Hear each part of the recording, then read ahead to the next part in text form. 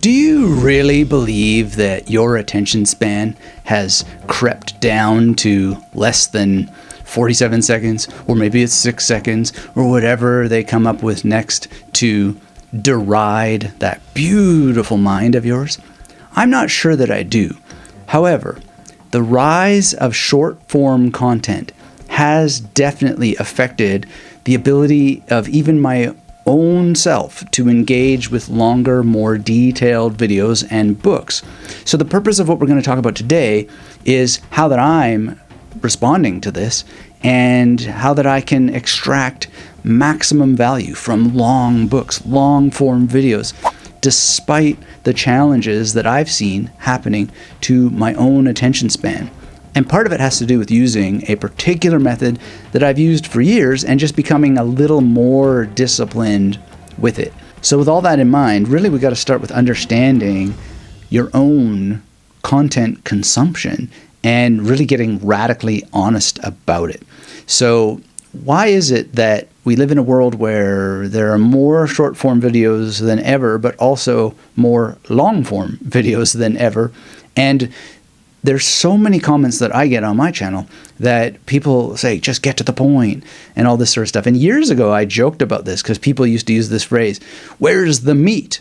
And I used to respond and say, well, meat, that sounds like meaningless edutainment, absurdly thriving on the internet, right? Like, where's the depth and the detail and the context without an introduction, without various little rabbit holes to go on, without an in-depth conclusion, right? There's all kinds of research on attention spans and video formats, and in terms of reading, that reading from physical books does a lot more better for us. But at the end of the day, it's still paradoxical because the popularity of short form is, I think, matched by long form. So what we want to really think about is, what are we doing personally? Yes, the science says this and so forth, but get a really honest picture about what it is that you're doing. And to do that, just journal. Now, I had discipline problems years ago with this, and what I used to do was a certain kind of time tracking. And rather than have to-do lists, I would just write down what time I was starting certain tasks. And then I would write down the end time. And sometimes I do that again when I find myself not able to focus. And there's just so many cool things to watch on YouTube, for example. And there's so many books to read and so many articles to go through, etc. And the number one thing that I found is just to track the time. When do I start and when do I end? And then at the end of the day, I don't have this mystery of where all the time went. And it's a very, very beautiful thing to do. So I would really suggest getting into this. Some people call it descriptive time tracking or a descriptive to-do list rather than a proscriptive to-do list, where you say, here is what I must do. I've prescribed for myself or proscribed for myself. These are the things that I'm going to do. This just describes what you've done. And by doing it with your hands, pen and paper, you remember even better without having to look at it later, which is something that is reflected in scientific studies of memory and comprehension and so forth. And you can really rewire your brain, but you want to do this for a minimum of 90 days. It really changed my life when I was starting all of this online project and really needed the discipline. And it'll help with studying as well. So what do you do next? Once that you have started to realize, wow, I'm wasting a lot of time on stuff that doesn't help me achieve my goals. Well, you then start to focus more on spending your time on the things that do help you achieve your goals. And then I would suggest you apply the Zettelkasten technique. So if you're watching videos, get your hands as far away from the controls as possible. Put the mouse on the other side of the room if that's what you need to do. Or put your laptop on the other side of the room and invest in a long headphone cable. Start a video, be far away from where you can control it, and then use index cards to write down the main points.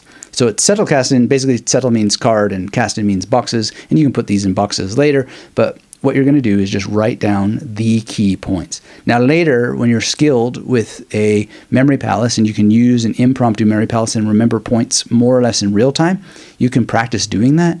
But I never do that when I have serious learning goals because I just don't want to take the risk of missing clear and important details. And I'd rather write too many cards that I wind up not using later than to wind up, going, man, I wish that I had made note of this point because something happened in my memory palace and I just didn't get it in, right? So Zettelkasten is a note-taking system where you're really isolating a note to a single card or a single fact or an idea to a card. And then on the back, you can write either mnemonic images or you can write questions. And I highly recommend that you actually favor writing questions, although there's an argument to be made when you're learning the art of memory to writing down your mnemonic images or even drawing them a little bit. I do all these things and I just shift between them depending on what it is that I'm studying. Now, I know there's a little bit of a catch. You're going to say, well, what about ads when they come up in these videos? Then you have to walk over and skip the ad or what have you. Well, yes, you can do that, which is probably not a bad thing to get a little bit of exercise here and there. You can also just upgrade your account so you don't see ads at all, which may not be an option for a lot of people, which is fair enough.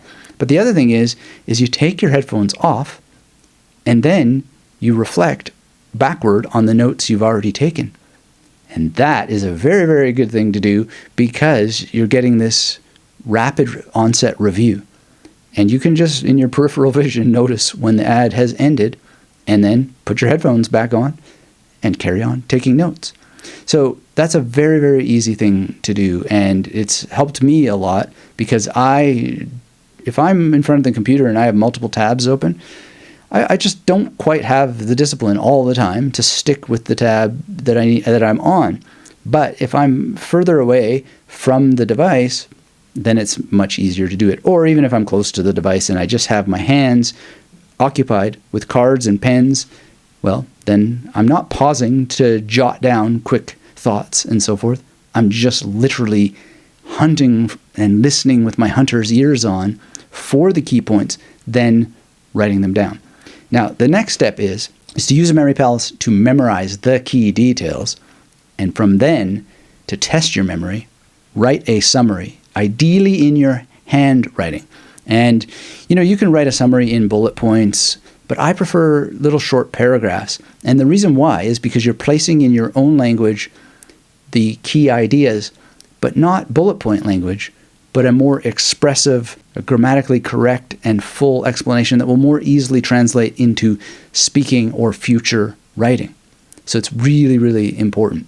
And it also just makes everything more structured and it helps it connect with other ideas because we do speak in more or less, sentences and we write in sentences. So it also helps it just make it more linkable in terms of fuller expression.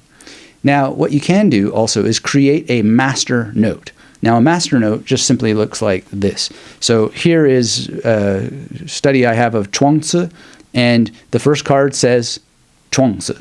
And then every card that goes in here relates to Chuangzi. And the master card, at a glance, I just see what it is, right? But more than that, it goes in a shoebox with every other study project alphabetically. So if I think, I need to review some Chuangzi stuff, a point or two slip my memory palace, well, I know exactly where C is because it's alphabetized inside of the shoebox, right? And whatever you're studying, you can do it by the name of the author or the speaker on the video, or you can do it by the topic, the theme. I tend to favor the author because I will tend to just naturally remember which authors attack various themes. There's no right or wrong answer, but you want to, whenever possible, do it the way that works best for you. And just practice the practice of categorization so that you can find out what's going to work best for you. And it may be that you sometimes just have to use categories because multiple authors attend to it. But then you can use categories in a way that is alphabetical nonetheless, because let's say it's ontology. Well, ontology would go in O, and then if I want Plato's ontology, it's OP. And if I want Aristotle's ontology, it's OA, so Aristotle is going to come ahead of Plato in ontology, even if chronologically it wouldn't work out that way. Anyway, the point is that you're going to be able to deal with long-form content better and then have better outcomes at the end because you're prepared to work in this way. So now let's talk more about the memory palace part of it because you want to enhance retention. And if you're enjoying this, by the way, this is Dr. Anthony Metivier from magneticmerrymethod.com. get subscribed, hit that thumbs up. And, I know that my videos are quite long, but I do it on purpose. And it's because if I were studying these things, I wouldn't want to learn almost nothing from really short videos. I would want to have the fullest possible context on a video by video basis, and I would want the repetition of the same idea over and over and over again, so that the main ideas are actually known to me and they actually settle in. They're not only seeded, but they have regular fertilization, regular watering, and weeding as well, because sometimes bad stuff gets in there and it doesn't ever get cleared away without the benefit of repetition. So I think that a lot of people just need to learn a bit of patience. I myself sometimes get impatient with stuff, but I try to avoid this, where's the meat? Because so much of what has appeared, particularly online, but it was a problem in books before as well, is that it's meaningless edutainment, absurdly thriving, right? And so that doesn't mean that there aren't gems in it, though, right? And you got to have a tolerance even for the stuff that seems fickle, and also the stuff that you perceive as being filled with irrelevant repetition, because you miss so much if you just don't put the labels aside and just go through it anyway.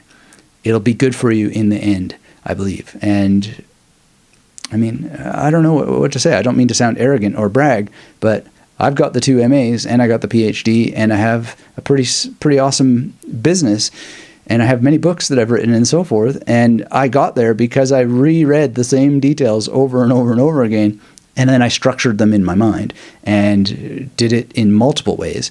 So it's not just about memory palaces. It's not just about subtle cast in. It's not just about mind mapping. It's about combining all kinds of techniques, coming at it over and over and over again. And when I fall off the horse of discipline, well, where's my time going? And then get back on track. So the time goes to what makes me successful. And that's what I would recommend to you as well. So memory palaces. Choose a location. And usually we want to use a place that we know well. And if you want to try this while you're listening to something, think about, like, let's say that you're listening to the Magnetic Memory Method podcast and you want to try to memorize some key details as we go through it together. Well, Magnetic Memory Method starts with M. So who could you use? I often use a high school friend's house. Her name was Melissa, but I also use Mike. And I have a number of M memory palaces. So if it's a magnetic memory method, I'm just going to listen to a podcast, and I'm going to have a number of locations assigned, one for each main idea or concept or vocabulary term. And let's say the term zettelkasten comes up, right? Well, on station 1, I'm going to have something that helps me remember this word, right? And so Dr. Zeus is going to be telling someone about the cast on his arm. I'm just making up this mnemonic now.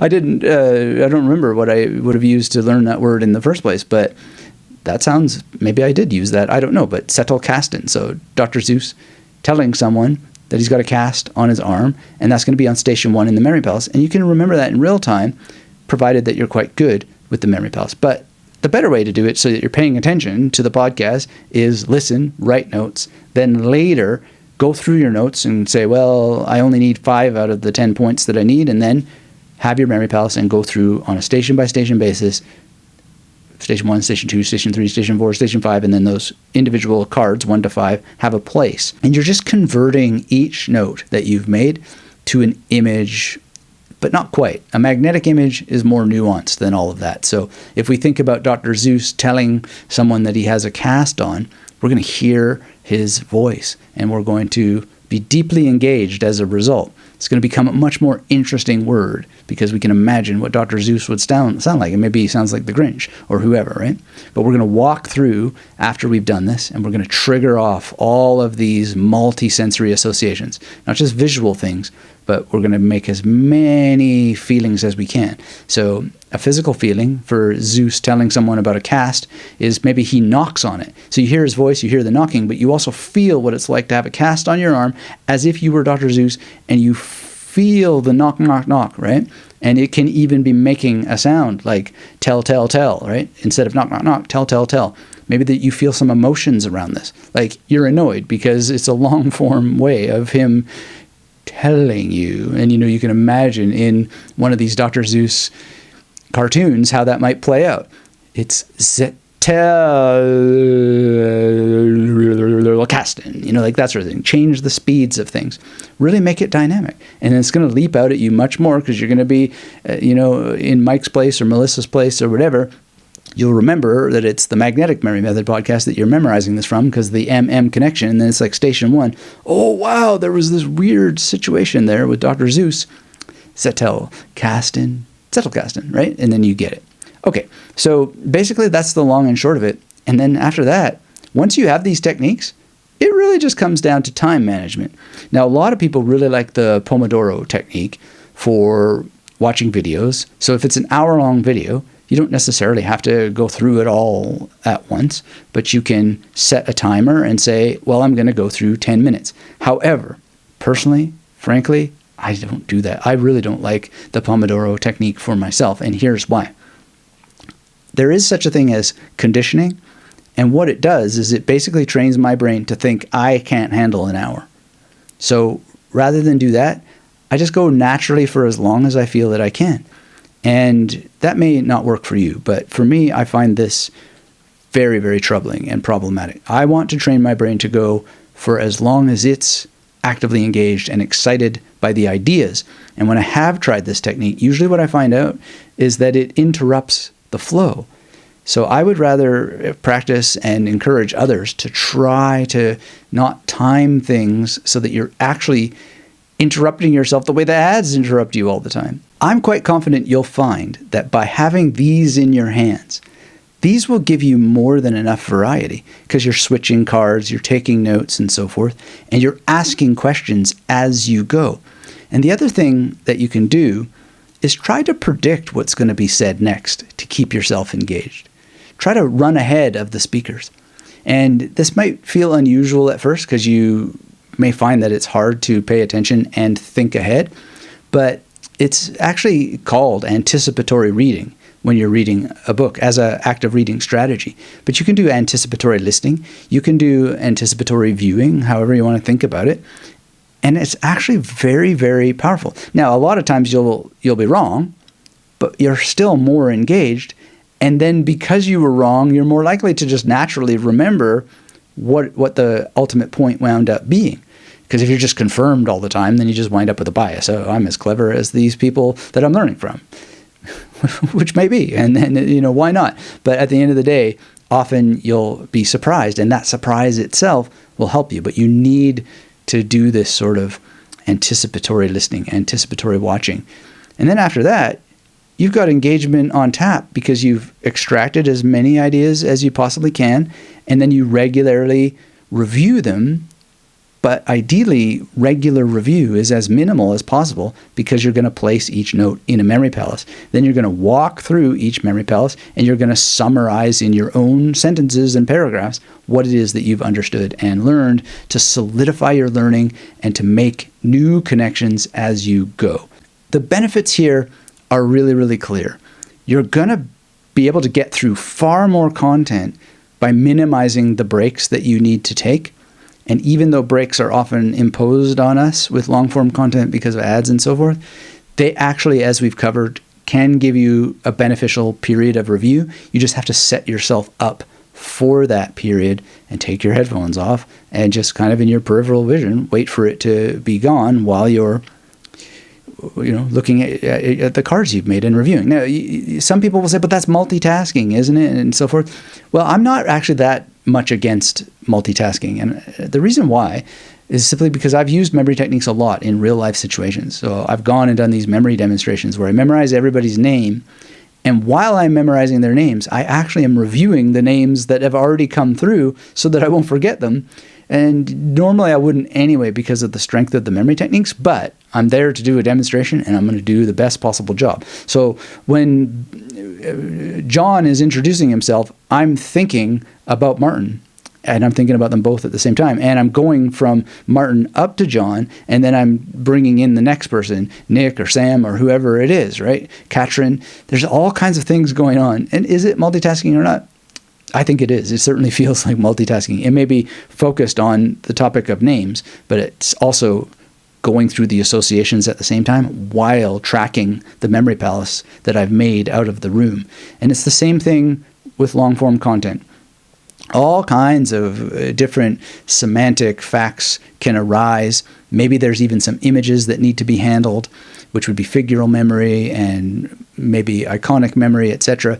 Gets engaged, and you're engaging different levels of memory while you're going through long-form content. But you're doing it on two foundations at least. You're doing it on the foundation of writing these cards and the foundation of the memory palace, and these cards really connect deeply to the memory palace technique because they can be spatially moved around and then mapped onto memory palaces. So I encourage you to start. And first of all, if you aren't already subscribed, start by getting subscribed, enable notifications. For the love of memory, hit thumbs up and share your experiences in the comments if you please, or any questions that you have. Every video can become its own little tutorial after the lecture. And if you want more resources on long-form content and dealing with it, I'd suggest that you watch my video tutorial on how to deal with and how to, well, forget about how to deal with them, how to find the main points. But how do you know what is a main point and really just speed up the process?